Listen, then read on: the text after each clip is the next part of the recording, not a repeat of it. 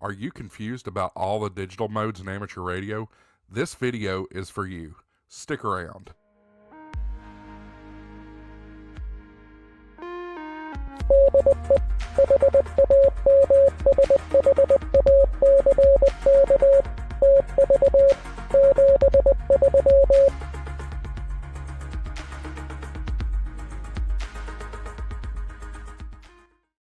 Hi everybody, welcome back to HamShackTV. I'm your host Josh, AA4WX. Special presentation for you today. At a recent Smoky Mountain Amateur Radio Club, which I'm a member of, at a recent meeting, a great member, a very knowledgeable member of our club, gave a great presentation in depth about all of the digital modes. Now, I will tell you that the presentation was taken off of Zoom due to some bandwidth issues. Some of the slides may be difficult to read. However, I encourage you to stick with it because it is a very, very informative presentation. I want to give a shout out to Dave Kaun, N9KMY, and also the Smoky Mountain Amateur Radio Club for allowing me to share this presentation with you. I hope you enjoy. If you're looking for more information about the Smoky Mountain Amateur Radio Club, please go to w4olb.org. Without further ado, we'll send you to the video. Okay, oh, that's right. I did put my advancer on here, didn't I? Let's see if this works. Okay, first of all, I'd like to show of hands. How many know what an amateur radio hotspot, just not how it works, but know what it is? Do I have to start earlier ahead of time? Come on, Steve, you know what it is. Anybody else? Anybody not know what it is? Do you need a quickie? Okay, because I'm going to delve in kind of quick on this thing. Well, it looks like it's not going to work there. It's slow, huh? Let me go back one. Oh, is that the first slide? Okay. These terms are up there. They're on the handout. You're going to have to get to know them and look at them, because if you don't, when you go through this stuff, you're just going to get totally lost. I can tell you that right up off the bat. So I put them on there and I put out the definition so you got it right on top of the slide. Go ahead. Okay, so what's inside of a radio? Let's start out in the basic here.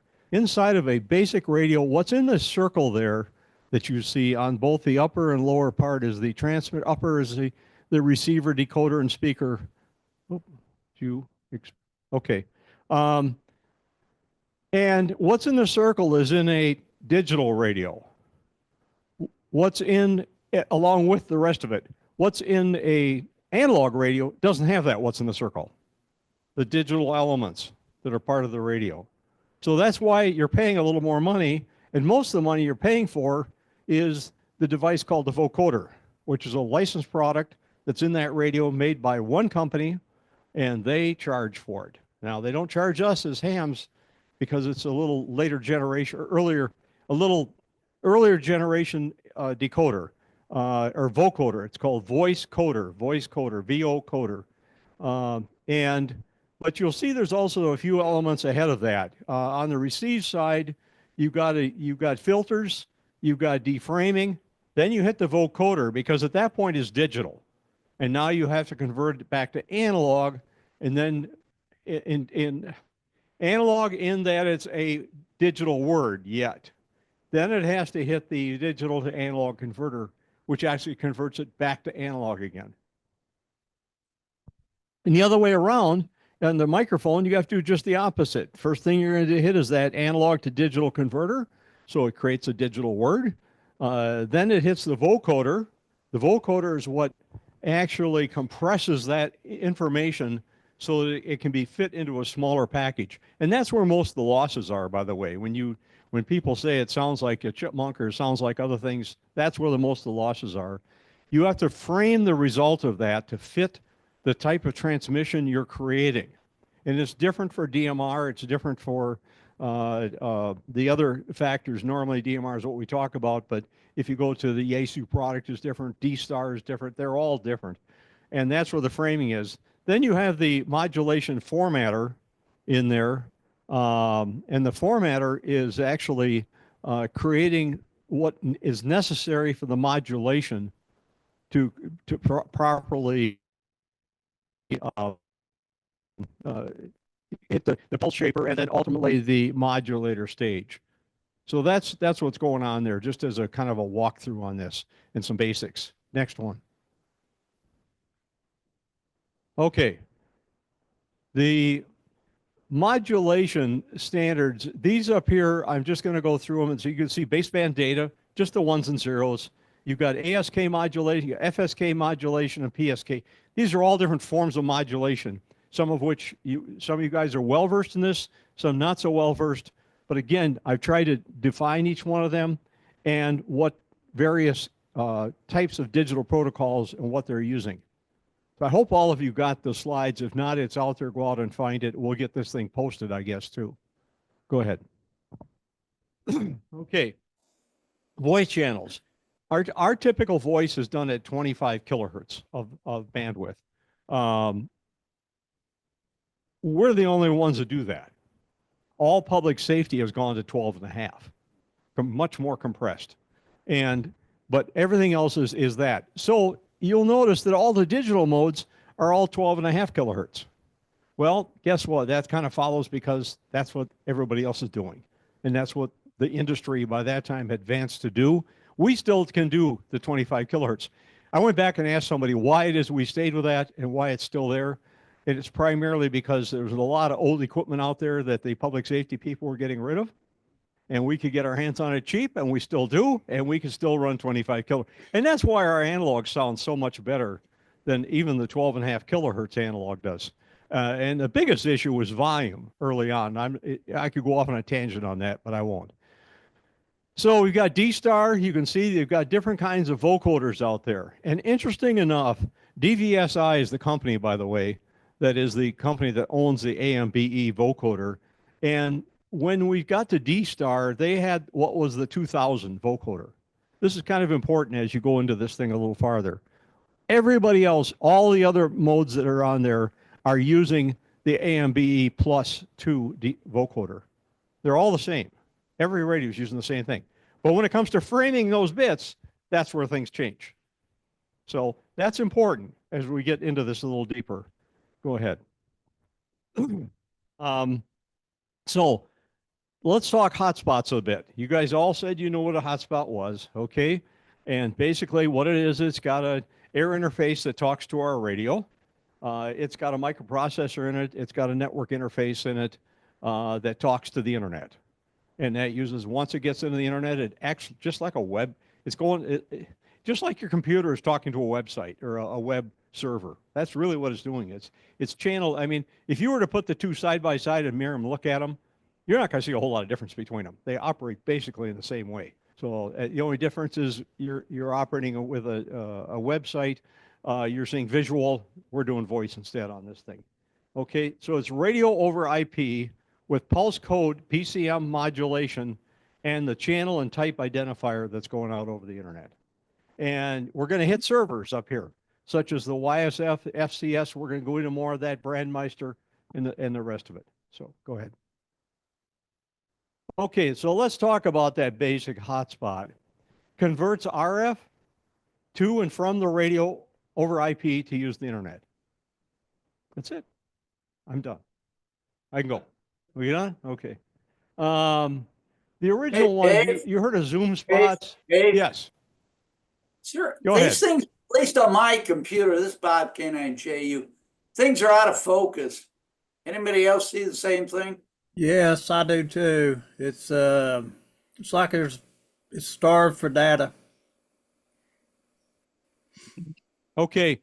You guys, if you can open up the pack of slides that I sent you as a PDF at home and follow along, that probably is going to be your cleanest way to do this. That's why I sent them out ahead of time.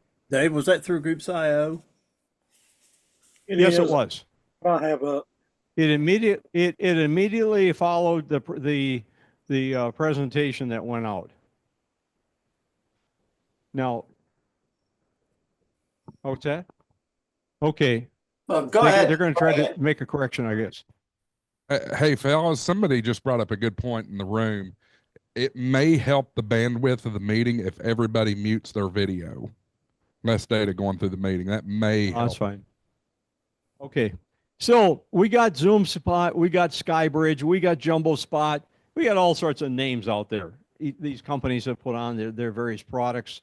The DV Mega was another one you probably heard of or seen if you've been looking at this stuff. And you get down to the bottom of the list, that Shark RF, the Open Spot 2 and Open Spot 3, that's kind of the Cadillac. And they don't follow the typical way of handling the audio that the other people do. They handle it, but they handle it internally with IC circuits that have been made specifically to do what it's doing versus trying to make it do a lot of other things at the same time with that little microprocessor that just doesn't have enough horsepower. So anyway, that's just my 2 cents in there. Now, one thing I want to point out right away, and I'm going to do this multiple times throughout. In the lower right corner, you can see it says Wires-X is not supported via hotspots. Keep that in mind. A lot of people get mixed up on that.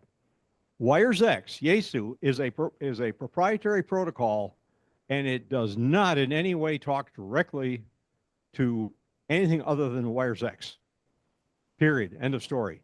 And if you connect to somebody with Wires-X, you're doing it through some sort of protocol change that's taking place. You're not doing it directly, and we'll get into a little more of that. But just keep that in mind as you go through this. And I've tried to throw this in a number of slides. Next one, please.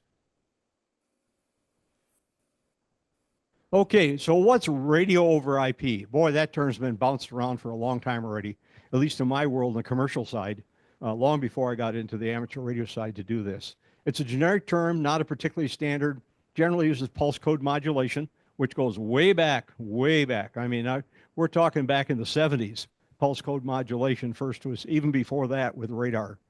That the voice packets via an IP connection, and though we're using it on the internet.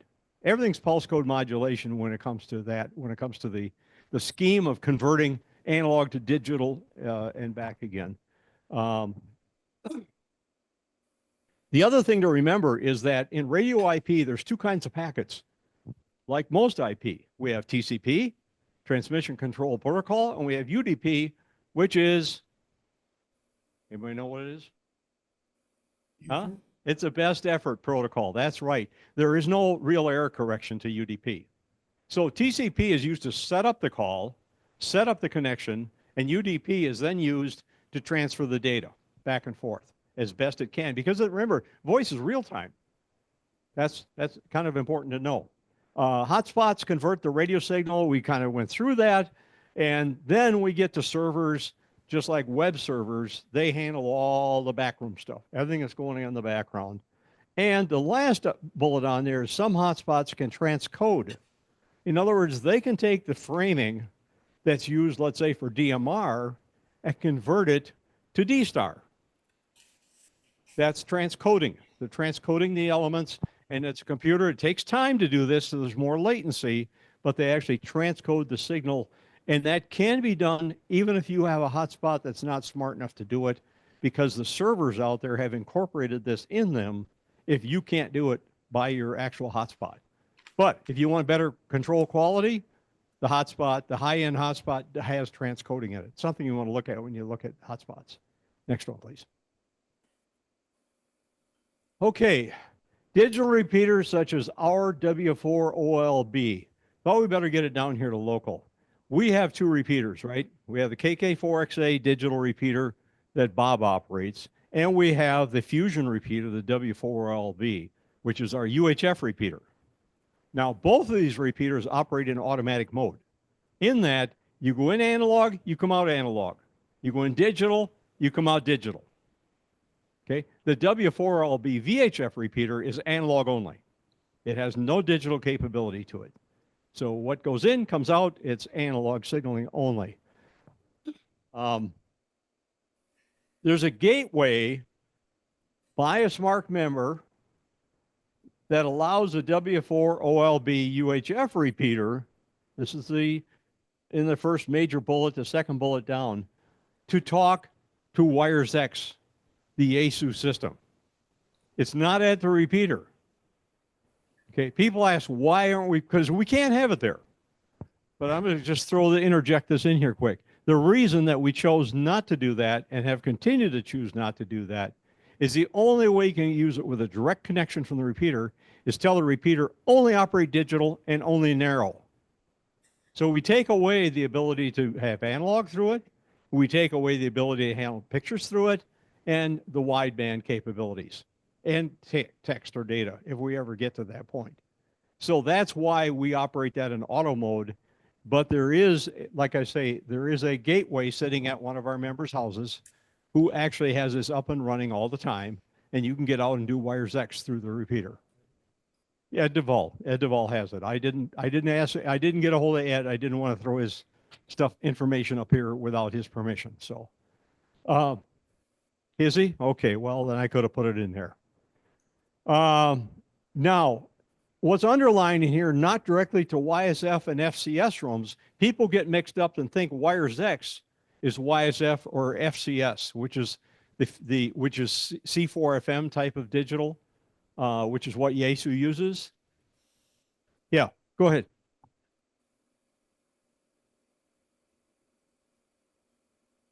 It's Fusion something. I forget too what it is. It's one they came up with, but remember the first word is Fusion.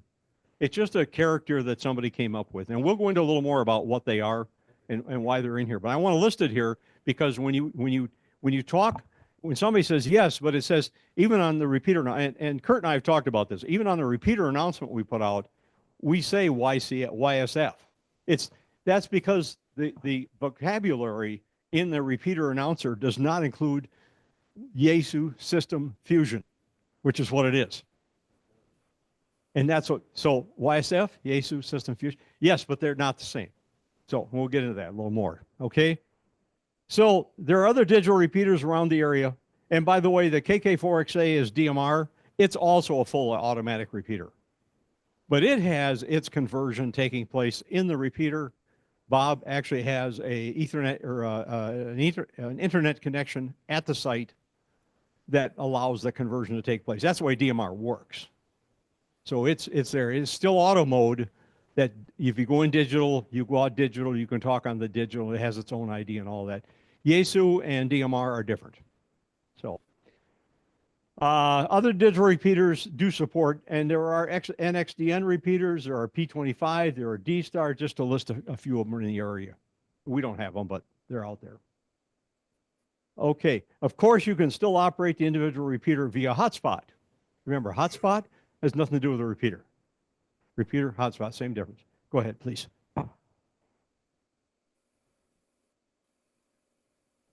What's that? Oh, are we good? Okay, so we've got some different kinds. We've got digital repeaters generally at a fixed site. You know about repeaters. They're up there so we can talk to repeaters and get greater distance between our handhelds. I mean, that's the whole idea behind it. Like an analog repeater, it's used to expand the coverage of an area, and they only repeat the signal after they're rebuilding it on digital. Remember, it totally decodes it in the repeater, rebuilds it, remodulates it, sends it out again. That's why the latency that exists. If you're standing in earshot of somebody talking through a digital repeater, you're going to get an echo or a delay of the person you hear directly between you and them. You're not really going to get feedback like you would with an analog repeater. Digital repeater may utilize a direct or a indirect connection. We kind of talked about that a bit. Internet using a unique form of radio IP. Everybody's different in how they do that. Understand that. And the links from a repeater usually connect to an IP server where that's where the bridging occurs. That's where everything occurs. Okay, let's move on. Okay, most common type of radio over IP server systems out there today. So now we're going to go away from the repeater. We're going to go back into the network. We've gone through the internet. We're going to go back into the network, and we're going into Wires-X and Brandmeister. Each have their own kind of servers. I don't know if you're aware of this, but all of the Wires-X servers are in Japan. So if you talk through a Wires-X repeater, you don't operate any of them in the US. They're all in Japan. And so you talk through it, you go all the way to Japan, come back. Okay. Now, Brandmeister, on the other hand, was developed by hams for hams. There are there's three primary, one backup Brandmeister server, And I don't ask me where Brandmeister name came from. I've been trying to find it, and I have not found it. I'm sure somebody can tell me what it is, but I have not found it. It actually started in Germany, though. Maybe that's where the Meister came in. Yeah, it could be. It could be. But there are a lot of Brandmeister servers other than the master servers. The master servers are the devices that accept the TCP IP addressing that you're sending, and they set up the connection between your radio and the Brandmeister server that's going to now set up the TCP connection between your repeater and them. So as long as you keep that communication going on, those TCP packets, those UDP packets keep going back and forth between you and whoever joins. But as soon as you drop it for a period of time, disconnects just like a web server does, and you've got to reestablish the connection. But there's a timer on that that sets that and allows that to happen. Okay.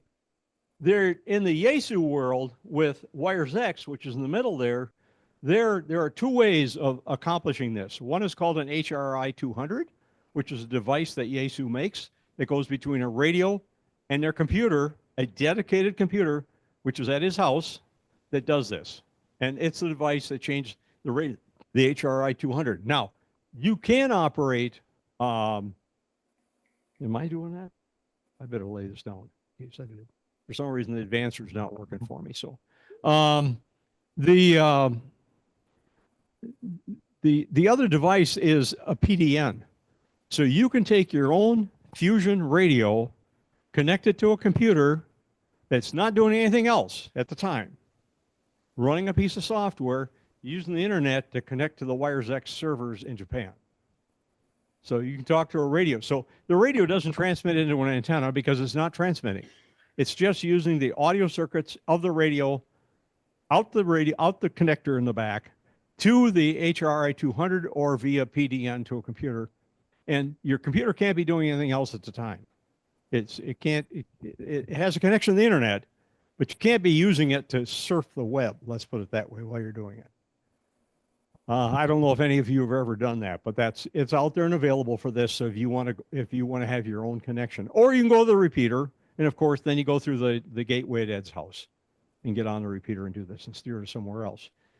And Brandmeister servers are all owned and operated by amateur radio operators across the board. Period. That's the way it is. Okay, visually, let's look at it visually a little bit here. On the left side is Brandmeister. And you can see there is a DMR repeater. There's a hotspot over there. Two different ways of doing this. The radio can talk to either. And it automatically, both of them, the orange colored arrows are the TCP connection. That goes into the Brandmeister server. The Brandmeister server, by the way, you select the Brandmeister server that you're going to go to when you set up your radio. And you're going to want to find one that's closest to you. Ours, I think, is the one in Atlanta. I think is the closest one for us here. And once a connection is made, then it shifts over to the green connections, which are UDP packets flowing back and forth to the server. And the Brandmeister is out of the picture. It's not the master server is not doing anything anymore after that, unless somebody else joins that particular talk group. Then they're added to the connection in the Brandmeister servers. And there's lots of Brandmeister servers around. I think I've got the number someplace in here later on in the deck of slides. Okay, Wires-X. On the Wires-X side, and don't look at down there the arrows back and forth yet, but just look at Wires-X. Wires-X, you need to go through an HRI 200 Fusion radio repeater or the PDN-equipped Fusion radio. Remember, I said there's two ways to do this.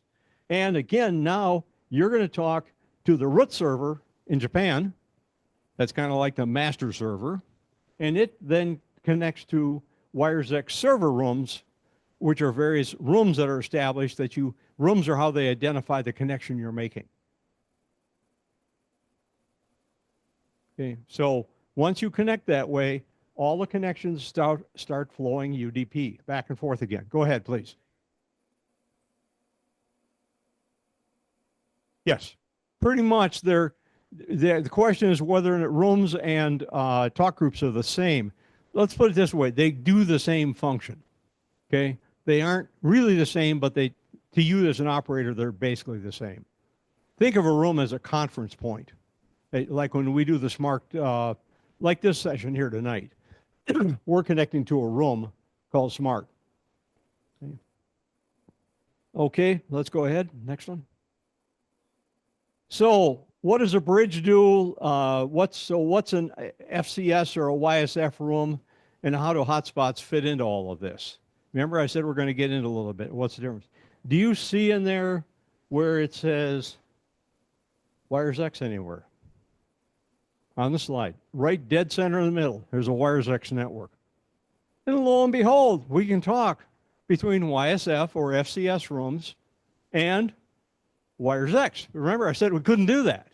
Well, we can because somebody has set up a interconnection through that system with a bridge.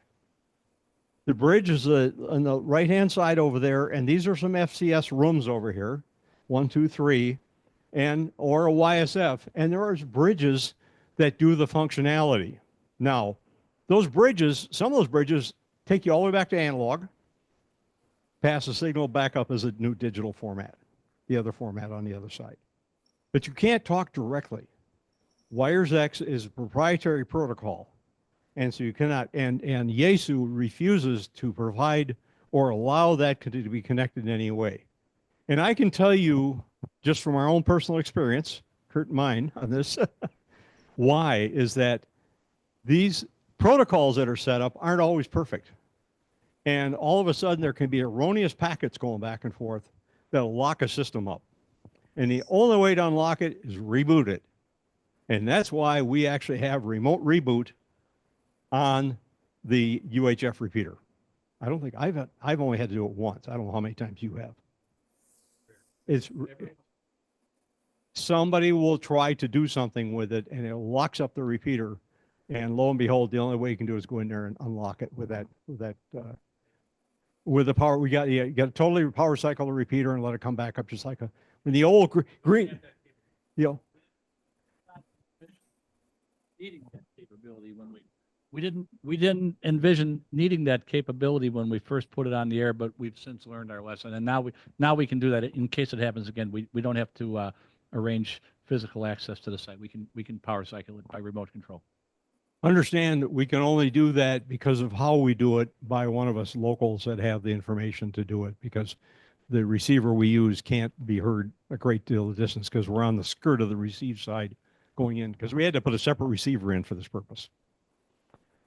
Okay, let's go ahead and move on. So a little deeper dig here now. We convert the radio air interface from radio to and from radio IP. Remember, that's the whole idea. We're doing this over IP. A gateway connects between a radio RF and the internet. That's how it's accomplished. So is it really ham radio anymore? That's a good question, a lot of people, I'm not going to try to answer it, but it's a question that comes out. Is it really ham radio if we're using the internet? Well, I don't think any of us will be much using much ham radio anymore without the internet use in some way or another associated with what we're doing. We're just tied to it today. So we can convert back and forth between these protocols. And the last one here is many hotspots can convert between digital modes.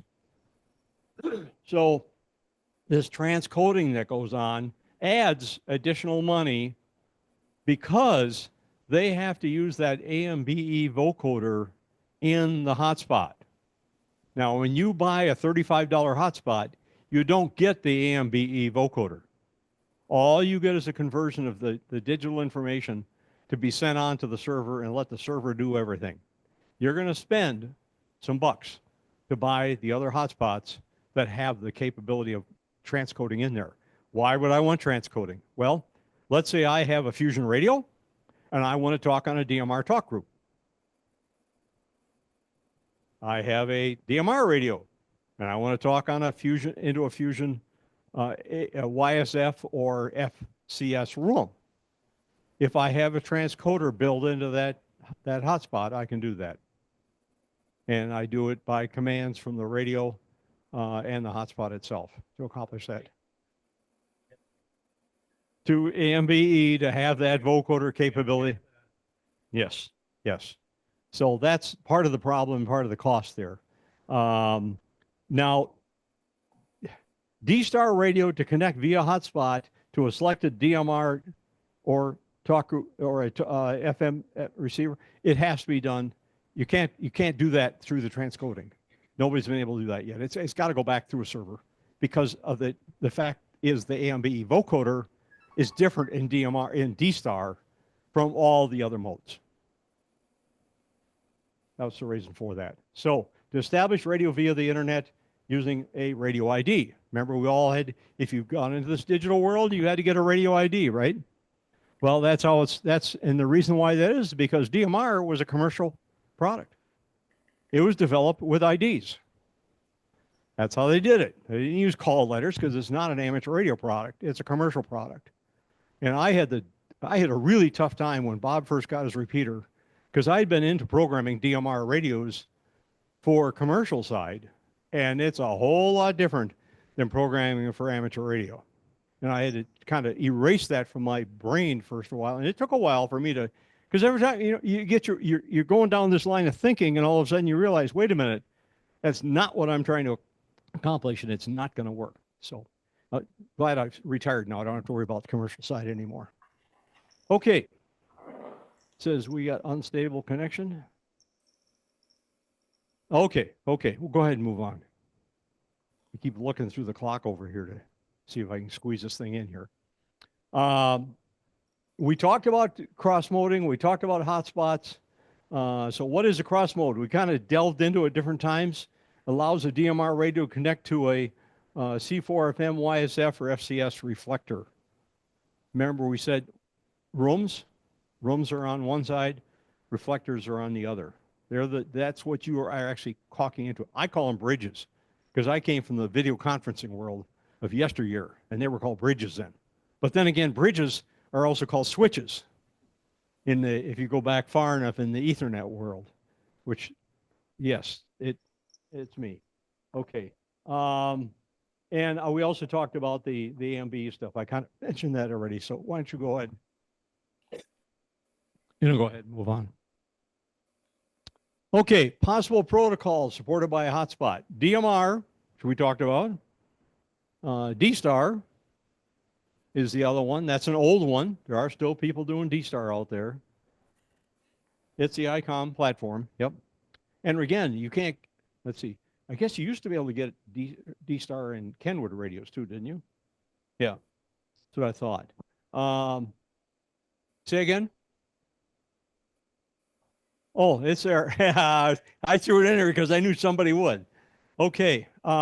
System fusion is, here's where it's really interesting. And the reason I threw this in here of not Wires-X. What happened was when Yaesu tried to get their fusion radio passing through type acceptance, FCC says, you have to tell us how this radio works. You have to give us the data on what's coming out of that radio when you transmit. They don't want to do that. Ultimately, what they did is they did, but not the framing and all of that. It's all the stuff with the actual transmission path itself. Only what's coming out of the radio that you can get with a sniffer device to see what the radio protocol looks like.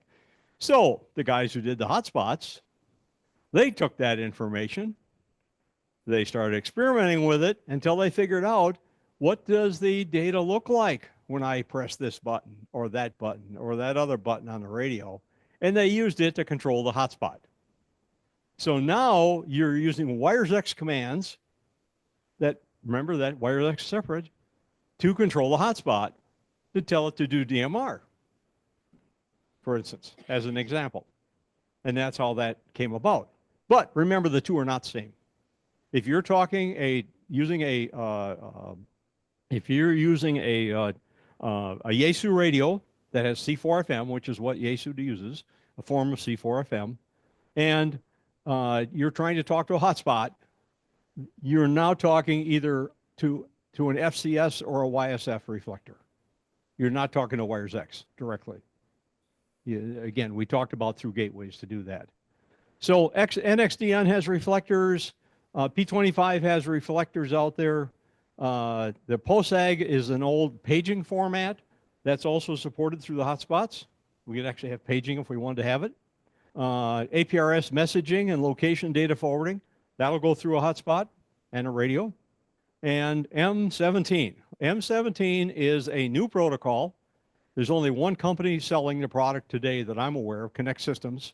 Jerry Wanger out in California put this together to actually have a product. Now, he didn't develop M17, but he's the one who's been pushing the product and has radios available. And they are supposed to be able to ultimately do P25, DMR, M17, and maybe someday more. But right now, those three. You can buy the product.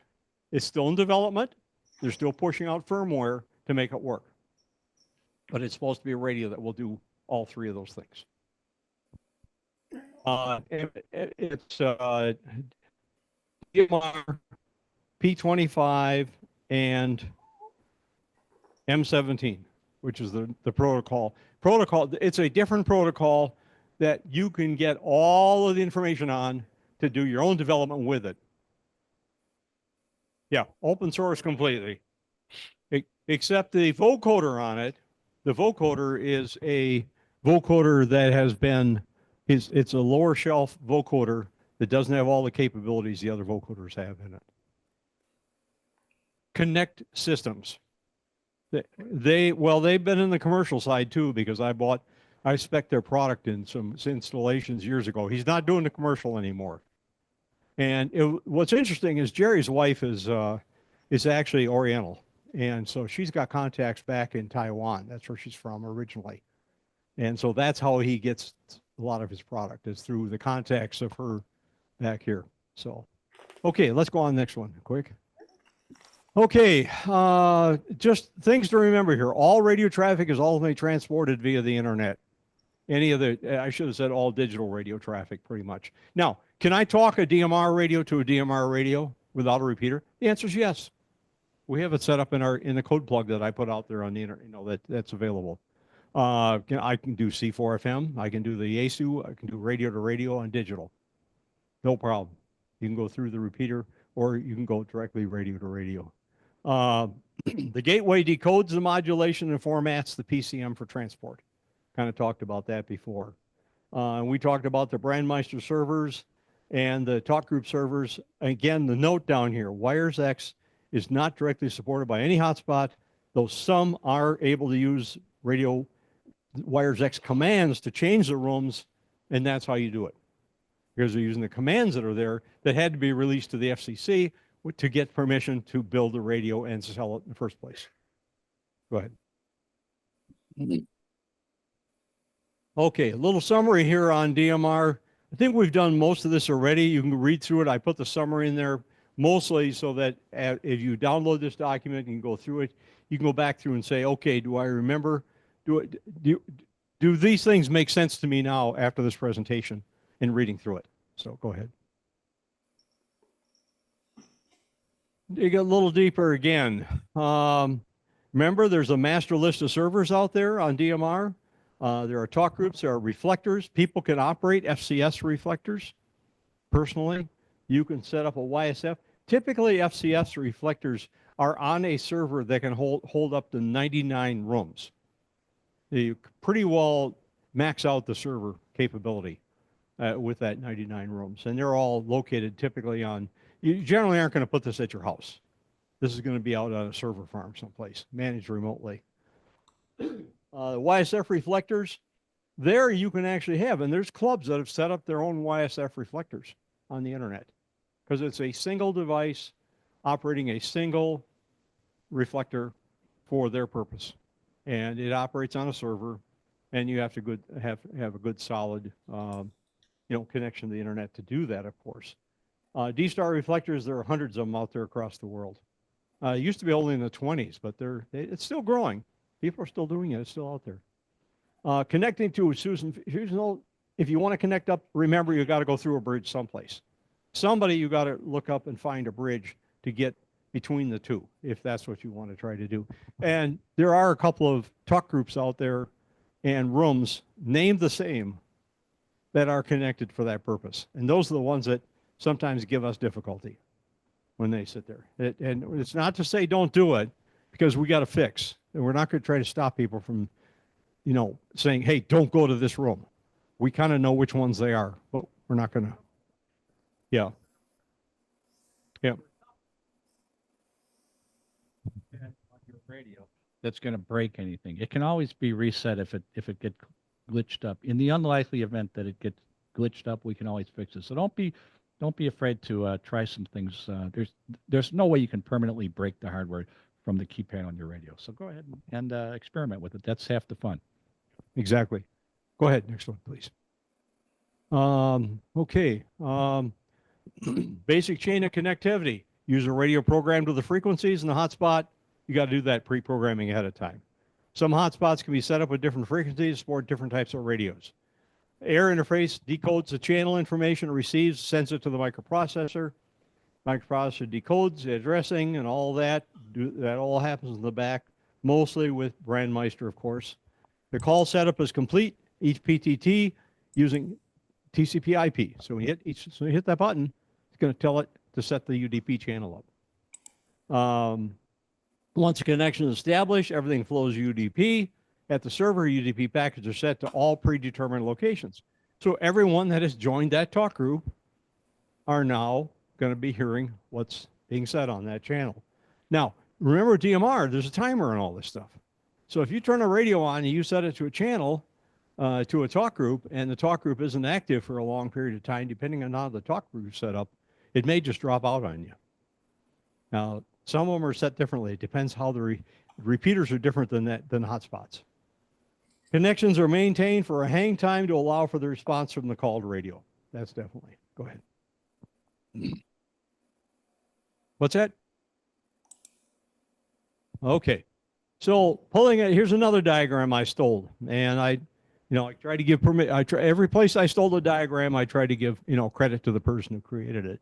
But here again, on the left side, you got Brandmeister, you got a hotspot, you got a hotspot down below here. It's talking to a Brandmeister server. This is the one that's, I think, in down there in Atlanta, if I remember correctly. And on the other side of it, on the other side of the line, you've got an open bridge to a hotspot to an HT and talking to D-Star.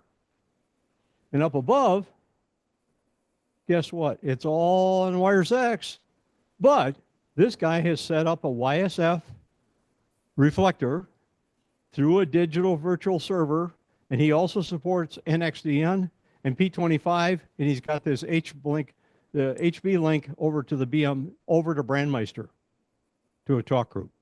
And they work that out among themselves. If you want to set something like this up and manage it, you got to sign a contract with the people at Brandmeister. Tell them you're going to maintain it and keep it going. It's not an experimental thing. It's, got to put some effort into this. Go ahead. So Brandmeister interfaces, kind of the same drawing you saw there before, and talking back and forth within the whole DMR system. Next one, please. And now, there we'll bring it in. We got the Wires-X side on the other side of it. Got the clients, you've got the root server, all of this that you saw before, tying it all together. So that's how they tie together. Remember, YSF, SCS are different than Wires-X, but they can be cross-connected depending on some rooms that people have done that. Go ahead. I'll let you, this is kind of small to even, it goes in a little deeper, talk about the tunneling and how it's actually accomplished through the internet. We'll skip this one just for now. Hotspot connectivity, a node to the internet is selected reflector server such as Brandmeister. Every PTT on the radio is used to send a connection request. Every time you hit that button, you're actually creating a digital set of packets over the internet and making that connection. And same thing with the C4FM system fusion, again, into the Brandmeister system. But again, that's not the way Wires-X works. Go ahead. So Wires-X, you got the root server, everything's going through Japan, and the only way Wires-X can handle to YSF or FCS through that specialized gateway. I'm just trying to drill that home because I've had so many questions on it over the last years since we started doing this thing. Why can't we do this? Why shouldn't we do this? That's why. They are separate. Go ahead. So I think I've said that enough already. Go ahead, next one. Now, I want to kind of show this. Are there high power hotspots? Remember that hotspot's pretty much a micro power device. Well, yes, there are. I can buy this board, and I listed the information and where to get it. And this is a duplexer, a low power UHF duplexer. And I can drive the output of this thing into a duplexer and run it at a higher, this is running at a higher power than the little micro ones. A couple of watts, yeah. Yeah, roughly. It'll put out about 500 milliwatts, I believe, out of the antenna. Then, yeah, at the antenna with the loss of the, yeah, it's respectable. You could, you know, if you were at home and you wanted, like, you had a yard like Kurt's as big as his, and you just want a hotspot for the middle of your yard to be able to walk out and do this with, this is going to work just fine for you. So, or a mobile. Go ahead. So, how about a repeater interface? Sure enough. In fact, you go to, I don't know if any of you heard of Bridgecom? The people make, you know, Bridgecom. Bridgecom actually sells this board, and you can buy their server system or their repeater system with this hotspot interface built into it. So you can actually get a system pretty much out of the box, connected up, and have a repeater that has its own DMR. Basically the same thing Bob's got. Now, you understand that Bob's repeater is made by a company that can no longer sell product, a repeater in the United States anymore. It's Chinese. Okay, it's a whole nother story. But if that ever goes away and he can't get it fixed, can't keep her going, this is an option for him to keep up with a DMR repeater. It's not auto, though. It's not auto mode. It's then digital only. So, okay, next one. So setting up a hotspot with Super Brandmeister, this is the information. These are the steps you have to go through if you're going to set up a hotspot. So if you're going to get your own hotspot, here's the steps you want to follow through to do that. Go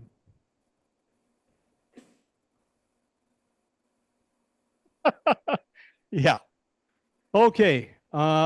Here's another one. That video is still out there yet. If you want to go through some of this stuff and hear it from somebody else, presented in a different way, the guy does a nice job. You can pull up that link. Go ahead. Brandmeister, I use the term, it's the glue. It's the glue for DMR. Think about it. That's how DMR would not be around if Brandmeister did not exist.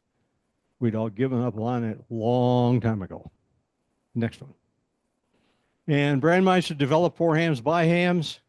And you can get on these pages and get all, I mean, you spend the next 4 to 6 weeks just reading everything that's out there on Brandmeister and how it's put together and how it's operated and how it's continued to operate, even if, as we've lost hams due to whatever reason, and others have picked up the paddle. Go ahead.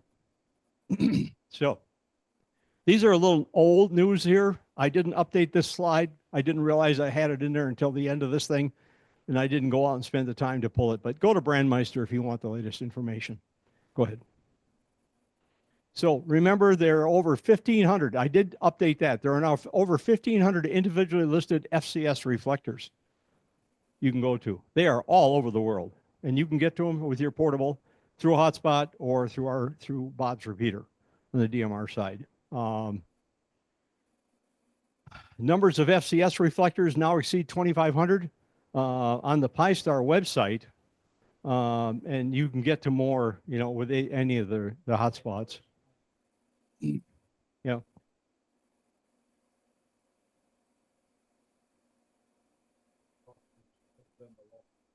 Yeah. Yeah. And remember, only one person can do it. Just like the fusion repeater, only one person at a time. And D-Star reflectors, there's only a few hundred out there in the list that I could find, but they exist around the world. Go ahead. And okay, what's M17? Question in the back there. Developed. There's the guy's name. By the way, that last name is really close to the spelling of the last name of somebody 4 generations back on my wife's side.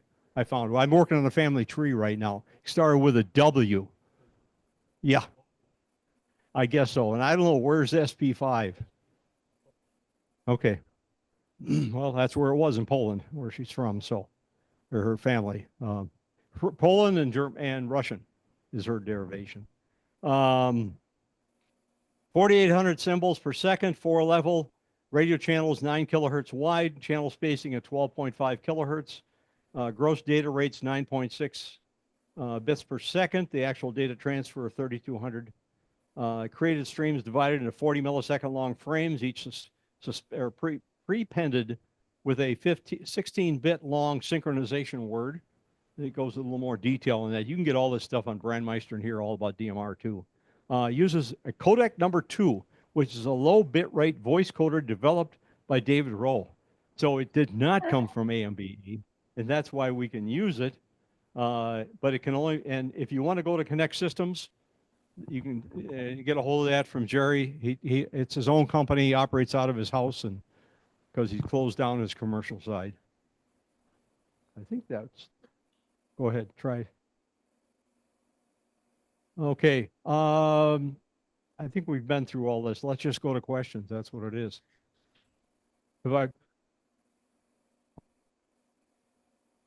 Yeah. Oh, I know nothing about it.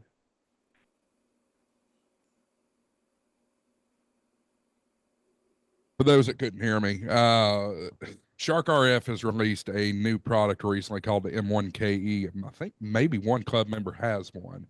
How would that change? And basically the reason I ask is my understanding is that the M1KE is a standalone device. You don't even have to have a radio to talk into it. You can literally talk into the hotspot. Well, RF Finder does that too. It has a, that's a cell phone with a radio built into it. And also it has uses a SIM card. So you're talking directly through the internet with a built-in hotspot. I don't think this particular device is a cell phone, though. I think you still have to tether to you still have to tether a network of some sort. Okay. But it's basically an open spot that is also a transceiver at the same time. Okay. Well, that could be, yeah. And there's another one out there that is called the DV Mega. You can go out and buy those right now from Gigaparts. It's a chassis-based unit type radio, that sits on a shelf. And it has a it has its own connection to the internet, and you take a Yaesu microphone, plug it into it from the earlier Yaesu products, the 6-pin mic. It has its own built-in speaker, and it has its own built-in. So you don't have to. There's no radio involved. It is just the audio interface to a hotspot internally, all in one package. I've seen a couple of them physically, but they're still selling them. What's that? DV Mega. Yeah, DV Mega, I think is what it's called. They're a couple $100, I think around 400 is what I've seen most of that. So, anything else? David? Yes. Can you hear me okay? Yes, go ahead. Have you heard M17 since it's 9 kilohertz, kind of what it sounds like? Have you actually heard it? I have not. I can't tell you what it sounds like. I think the whole idea behind it. Remember when DMR, we got our first DMR radios, and people thought they were terrible. I'm sure some people still do, but because of how they sound, because they're very digitized. Well, there's a lot. I did not mention DMR, of course, is 2 time slots, right? It's 2 times, so it's 2 channels in one RF channel, two talk paths in one RF channel. So it's actually, as compared to Yaesu System Fusion, which is 1 channel, 1 voice path in 1 channel. So they use up the entire 12.5 kilohertz. DMR actually has 2, so they're taking the 12.5, cutting it in half.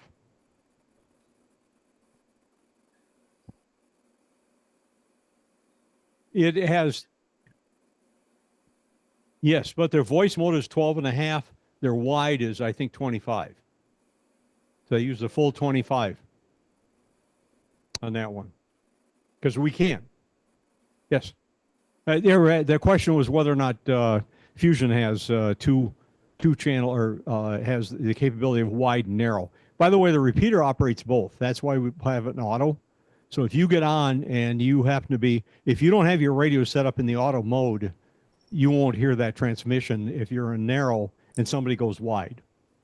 But if you have your radio set up in the auto mode, it will shift and it'll show you that it's operating in wide mode. And people have actually sent video images through it too. We've got a couple people with cameras. And that's why we have that repeater set up that way.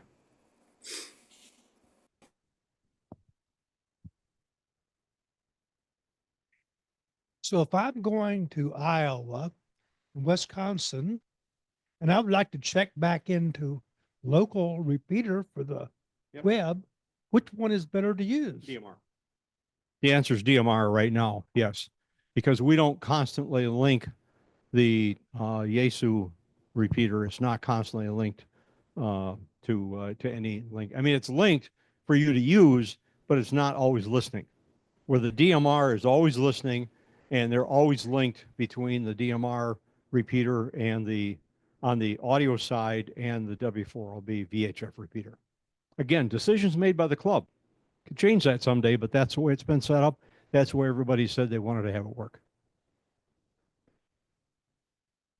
And again, I'll go back to just mention too that the company that does make I think one of our members here actually has the device that's actually it's a phone with a SIM card in it and also does DMR. I saw one at the breakfast one day or lunch. I forget who had it though. Yeah, it Huh? was Scott. It's our finder. Say again, who is it? That was Scott, KC ECR down in Florida. Okay. KC4 ECR, I think is his call. Okay, Scott out of Florida. It's it's like an oversized cell phone. Couldn't put it in your breast pocket. Who? Brad Foister has one as well. Does he have one? Okay. Okay. Yeah, it is expensive too. Yeah, that's just at about $1,000. Yeah. So I got it squeezed in, guys. Hopefully that did it in your 50 that you wanted almost. Dave, fantastic job. Everybody real quick, let's give Dave a hand. Yeah. You have to remember I was in the classroom for a few years too. So